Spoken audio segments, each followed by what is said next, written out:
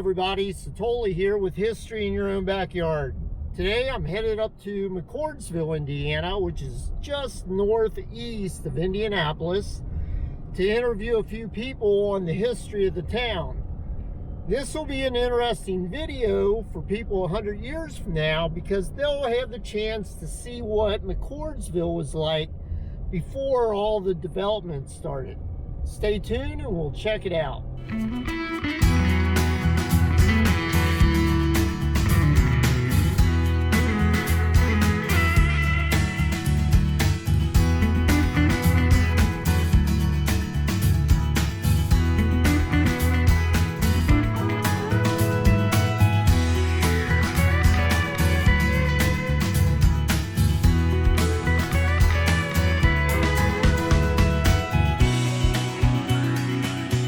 Hi everybody, first off on my interviews today is Dan Vale. We're here at the McCordsville United Methodist Church in McCordsville, Indiana. How you doing, Dan? I'm great, how are you? I'm doing great. So we're here to talk about a little bit of history about the town. And if you could tell me when you were a kid growing up, the town is much different than it is today, correct? Or it was. Right, I grew up, when I was younger, it was like the 1960s. Mm-hmm. And at that time, McCordsville was a little village of probably 300 people. And it was a very rural community. There were a lot of farmers in the area. And of course, farmers at that time, everybody had chickens, pigs, cows, sheep, the whole gamut. And of course, everybody at that time, a small community, everybody knew everybody. Right. So as a kid going to school, if you did something wrong, everybody in the community knew about it. So you kind of wanted to mind your P's and Q's so everybody in the community didn't know you were a bad kid. Right. And you were talking earlier about how you would run the cattle down the main roads out here? Well, actually, my Uncle Jack Vale lived on Carroll Road where Pinevale Estates is now. Mm-hmm. And we kept our sows over there. And we had a farrowing operation over there, and they'd raise the young, and then when the pigs were weaning age, we'd bring them over to our farm and finish them out over at our farm.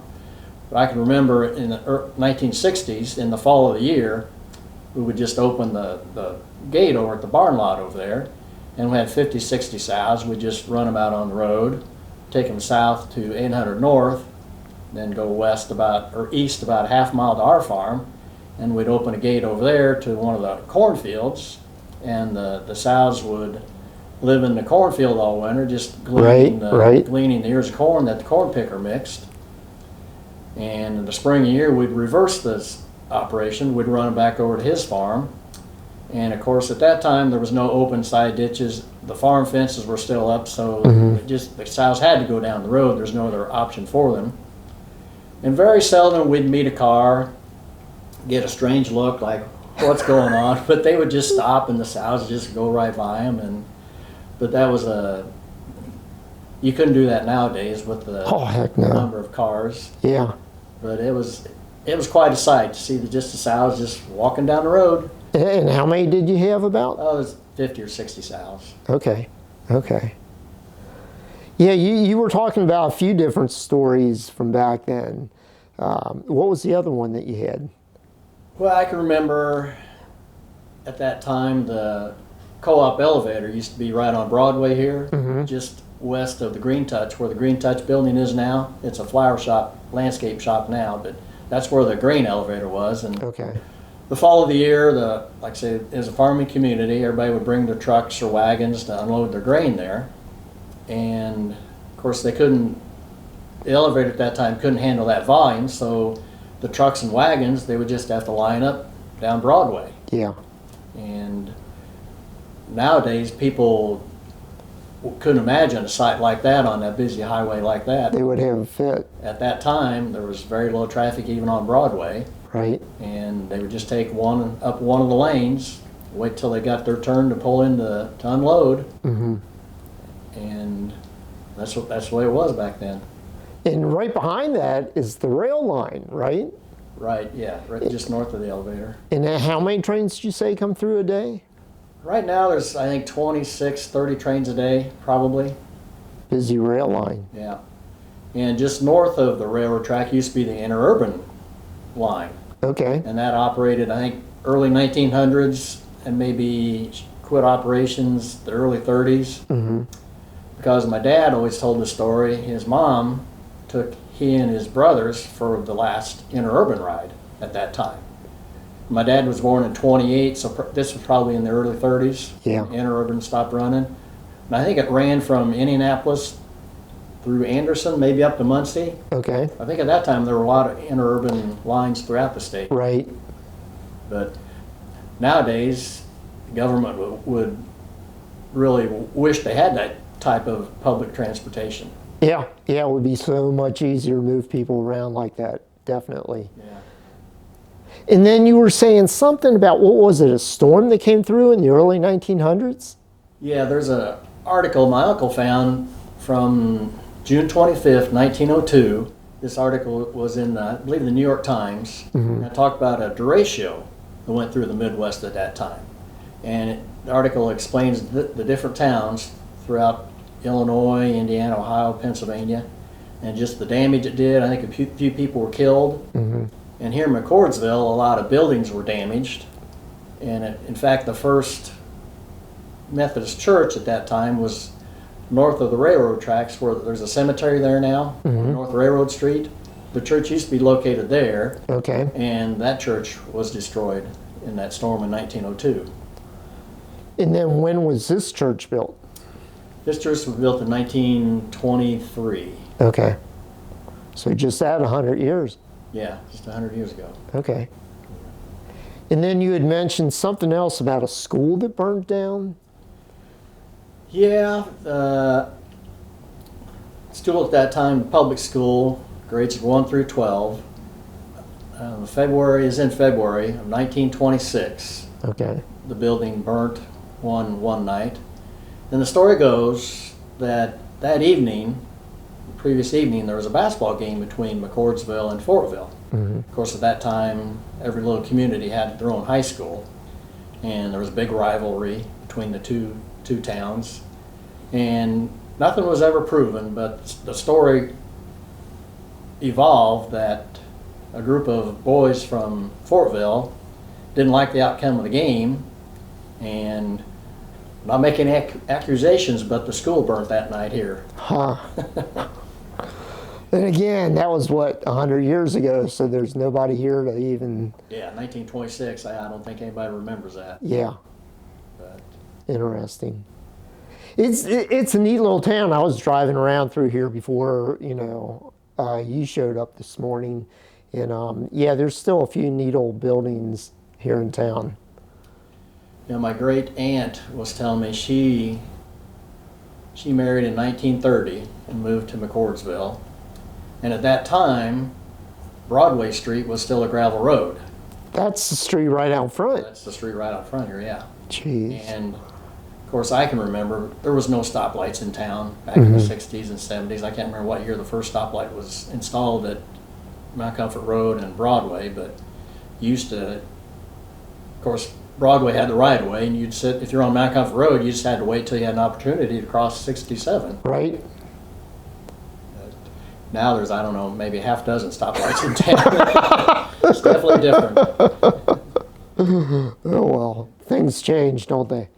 Things have changed, definitely. Got any more good stories? My dad had a lot of stories. He Yeah. should be the one sitting here. Of course, he's gone. But like I say, they grew up where my Uncle Jack lived, where Pinevale Estates was, or is. And he told the story. My uncle lived just north of him, up toward Geist Reservoir. And there was a building up there that they wanted to move down to my dad's farm. Mm-hmm. Well, at that time, Carroll Road was a gravel road. Grass was growing down the middle of it. And so they said that he just went to the woods, cut down a couple trees, lifted the building up on these two trees, started dragging it down Carroll Road. No traffic at that time. He said, first car they met was a state policeman. He said the state policeman just pulled off the side of the road and they just drug the building down the road. Ha. Different world back then. Different world. Well, thanks for your time today. I appreciate it. Yeah, thank you for having me. Yeah, hopefully this will It's good to meet you. give future generations some taste of history. That's what we're hoping for. All right. Thank So, you. thank you. Hi, everybody. Today, my second interview is with Stephen Thomas out here in McCordsville. How you doing, Stephen? Hey, I'm doing well today. Thank you. Great. So tell me a little bit about this. You guys have a farm out here, and it was once a pretty rural area, wasn't it? Yes, very much so. I'm the fifth generation to live here. My great-grandfather, Roy Thomas, got this property in 1935, and a great-uncle lived here. My grandparents lived here. My dad lived here, and now my daughter and I live here. And how many acres were originally on the farm? 40 on this parcel right here. Okay. So tell me a little bit about McCordsville in the past. Okay, McCordsville was first laid out in approximately 1865 by a guy by the name of Negley, and it's within Vernon Township, which is part of Hancock County. And Vernon Township was actually named after the final resting place of our first president of the United States, George Washington. Was it? Okay. Yep, and it's always been rural. I've always known it to be rural, coming up out here as a kid.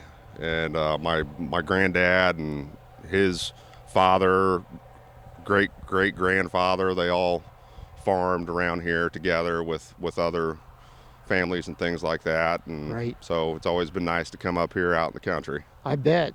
Yeah. So tell me some good stories about the place. Okay, well, my granddad showed me how to garden out here and grow vegetables and pumpkins, Indian corn, that type of thing. And he was always real proud of his family's heritage within the county and the township here. He would always have goats and chickens. We had a Clydesdale horse for a long time. My dad was a groomer for Anheuser-Busch, so we had a pet Clydesdale out here for a long time, which is really nice. He was a gentle giant. His name was Buck, and he's still buried back here under the sycamore tree. Is he?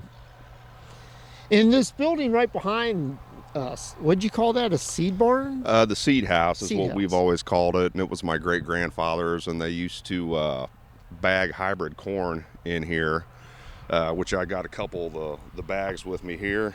Mm-hmm. Some of the original burlap sacks, Thomas Seed Farm here in McCordsville. Okay. And you've got the phone number at the bottom there, right? Yes, sir. Yep, that's It's the old style phone what number. the phone numbers used to be. Yep. Yeah. As well as another one here that says Roy Thomas and Right. Sons, Rural Route 1, 1. McCordsville, Indiana. Cool. Roy Thomas was actually a founding member of the Hancock County Farm Bureau Co-op years and years ago, so that was always talked about in the family. And how is he related to you? Roy Thomas would have been my great-grandfather. Okay. So tell me more. Okay, so the family originally settled here in 1865, and a cousin of mine, Daryl, has the original family cabin fully restored and in immaculate condition. On the maternal side of things, they settled in McCordsville in 1835, and I still have the original land grant, which is just north of us where the old farm used to be. Okay. And so upon doing some more family research and genealogy and that type of thing, I found that that side of the family actually dates back to 1709 in Wolfenbüttel, Germany. They came over on the ship. His son, his name was Conrad Amry. That would have been my seventh times great-grandfather. His son enlisted in the Revolutionary Army out of Pennsylvania, I believe. So he fought in the war back then, in the Revolutionary War. Huh. Interesting. Yeah, so family heritage has always been, talked about in the family, proud of it. Everyone's, laid to rest down here in the McCordsville Cemetery, which actually used to be formerly known as the International Order of the Oddfellows Cemetery. Is that the one right up at the corner? Yeah, right on Okay. the corner. There's about every original McCord you can think of is buried down there, and Okay. numerous other family members as well, and different families that were around here in the beginning. Right. And I actually have the original plat for that. It's on kind of a material similar to the burlap sack. Do you? Yep. So it's nice to have those things and know who's Yeah. buried where, and it all ties into. I have an original Binford history of Hancock County. It's published in 1882, so it's got a lot of good history in it about all the townships of Hancock County as well as McCordsville. Right. And you were going to read something out of the book? Yeah, they had numerous people that worked here, as far as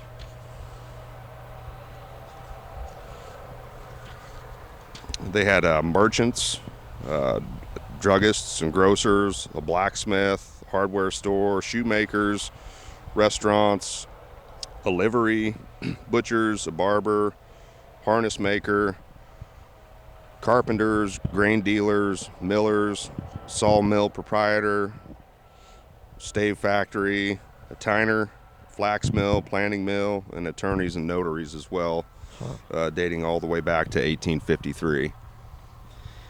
It was a hopping little town back then. Yes, it very much was. And the fact that the railroad came through here too boosted their economy around here.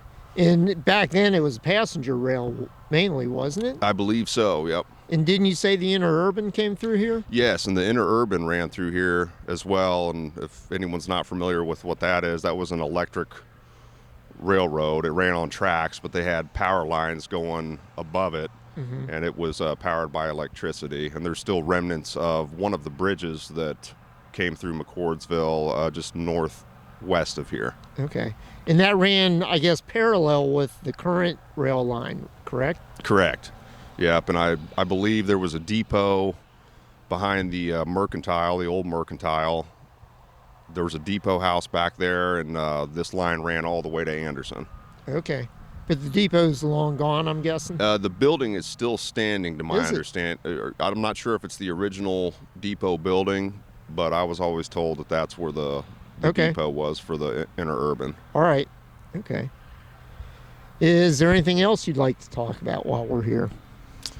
Well, I'm not sure if you can hear the sounds in the background. There's a lot of development going on around here. McCordsville's flourishing, and our 40 acres will actually be the future site of McCordsville's town hall, which Okay. is Okay. nice to know that that'll be on the Thomas ground in the future. And just always been happy to be here in McCordsville. Raised my daughter out here, came up out here as a kid, and still enjoy it. Now, behind us, you were talking about the construction. What are they building back there? Okay, so just northwest of us here, there are two 4-story mixed-use buildings that have been erected. I believe the top 3 layers will be for residential living, apartment-style homes, and the bottom floor will be retail, one of which will be the headquarters for 9 Star Connect. Okay. Well, I think I told you that eventually all our videos end up at the state library, so that generations 100 years from now can look back and see what existed in 2023. So it'll be interesting when future generations look if those buildings are still standing 100 years from now. Yeah, very true. Anything else you have? Just a couple other tidbits about the seed house behind us as well. There's a Gambrell Barn up in the barnyard. Probably won't be able to see it from here, but the timbers from the old blacksmith shop, I was always told, were repurposed to build the seed house. And it is a post and beam construction. They used wood pegs inside of it. It's really, really cool to look inside. It's still got the old corn dryer upstairs. It's inoperable at the moment, and the the Gambrell Barn in our barnyard here, my granddad actually had all the wood milled himself, just up at the end of the road. There used to be a mill set up there at one of the farms, and he and his friend hauled all the timbers down here with a horse and a wagon to build that Gambrell Barn back there. So that's always been nice to think about and look at the big beams in it and timbers and everything. And it's all made out of virgin timbers, which were cedar. Right.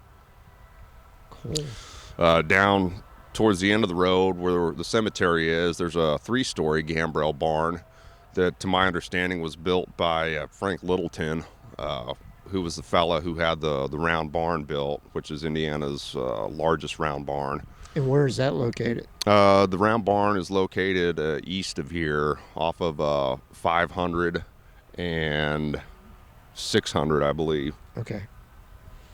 Well, thanks for your time. I do appreciate it. Oh, you're quite welcome. Okay. Have a great day. Great. Thank you. Hi, everybody. Today, my third interview is with Shirley Jacob, a lifelong resident of McCordsville. How are you, Shirley? I'm doing great. How about you? Fantastic and delighted to be here. Thanks for asking. So tell me some stories about McCordsville. So, McCordsville.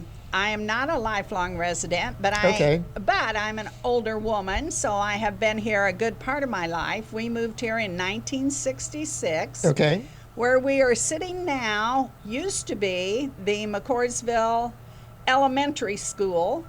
It was an older building, and it was interesting because we just live a mile to the east from here, and we used to see early of a morning, we could tell in the wintertime when the janitor had gotten here early enough to stoke up the coal furnace because the smoke would be rolling out of the chimney, and we would know they were trying to get the building warm enough before the students got here. Needless to say, over the years, then there was a problem with the sanitary issues here with water and one thing and another. So I've been here long enough. I can remember when we met in Greenfield to incorporate for McCordsville to be officially become an incorporated town. Okay. And then the other thing is, I've been here long enough too that there was not sewer and water here in McCordsville.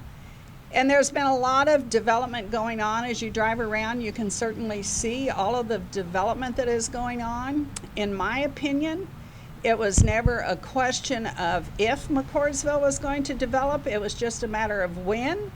Because needless to say, we are the first exit out of Marion County. Okay. And so I've been interested in the development. Well, like I say, I went to the meetings before there was sewer and water in McCordsville, and my contention had been, since the growth was really going to come, was having a community that we would be proud of. Right. And so trying to have standards that would certainly still be a place that I'd like to live. So we've seen a lot of changes. Like I say, this used to be the old school. And what happened to the old school? The old school was torn down because, needless to say, with the issues, I think, as I remember, and you could check it out to see whether I'm totally correct, there was an issue with the water, and I think the open ditch that was here close and so forth, and so there was not water in town, and that was part of the issue was, needless to say, keeping it safe for our children to be in the school. Now, when did they tear that down? Do you know?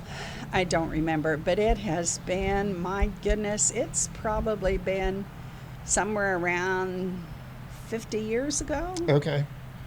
So back in the 1960s? Probably 1970s would be my guess. Maybe early 70s. All right. Not really sure. Probably 1970s, sometime in the 70s. And McCordsville, the original town of McCordsville, is basically just these 5-6 blocks right behind us. Yes. Is that right? Yes. As a matter of fact, needless to say, with the school being here, it was deemed to be pretty much this whole area was the town of McCordsville, or known as McCordsville. And certainly, even though there were school buses to bring students from a distance, a lot of children just walked to school because they were just right here. And needless to say, behind where we're sitting now is the older section where the older homes have been. And of course, there were homes along Mount Comfort Road or 600 West and they have been torn down. It's where the new town center is being under construction as we speak. And so, and on the corner where the CVS is, used to be a bait shop. Oh, really? And they literally sold bait for people to go fishing at Geist. Huh. And they carried just convenient things, you know, bread, chips, Pepsis, that kind of thing. And so it was known as the bait shop. And beside it, just to the east of it, was a motel. We actually had a motel in McCordsville also for a number of years. Okay. There was an elevator on 67 where the Green Touch has trees and shrubbery and plants and everything. There was an elevator, a grain elevator, where we actually could take grain, sell our grain. And so, needless to say, there have been a lot of changes. But you know what? Isn't that what life is? Life is full of changes because nothing is the same as it was even 5 years ago, much less 50 years ago. Yep. But it was a small town then, and I think the goal of a lot of people, even though development is as much as it is now, of still kind of maintaining that small town atmosphere, maybe is a good way to say it. Yeah. Well, you know, you were talking about the way things change 100 years from now when people watch this film. This is all going to be different. The buildings that they're constructing right now, they probably won't be there. You know, it's just change, constant. Well, and that's true. This may not be a park. Who knows? Right? I won't be here. We won't be here. I won't be here 100 years from now. I won't be here 30 years from now to see what it is. Well, now, Dan Vale was talking about 67 was actually a gravel road when he was a kid. Do you remember that? No, it was not gravel when I came. It was already paved. Okay. But most of the roads in the country, certainly. Now, the main roads would have been 600 West here, would have already been not gravel. 67 was Chip not and seal or gravel at whatever. that time, yeah.